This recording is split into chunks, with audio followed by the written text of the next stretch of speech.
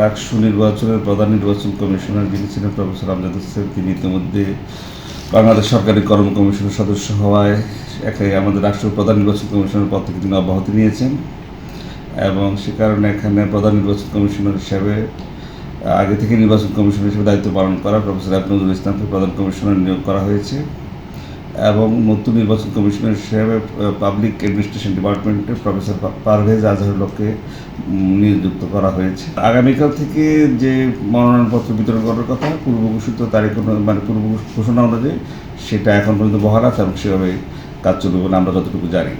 রাকসু এবং সিনেটে সেটা 300 টাকা নির্ধারণ করেছে এবং হল পর্যায়ে সেটা 200 টাকা নির্ধারণ করা হয়েছে। এটা উৎসবের আমেজ সম্ভবত তৈরি হচ্ছে এবং নির্বাচনের বিষয়ে এত বছর নির্বাচন না হওয়ার কারণে ছাত্রছাত্রীদের মধ্যে বেশ একটা আগ্রহ আছে।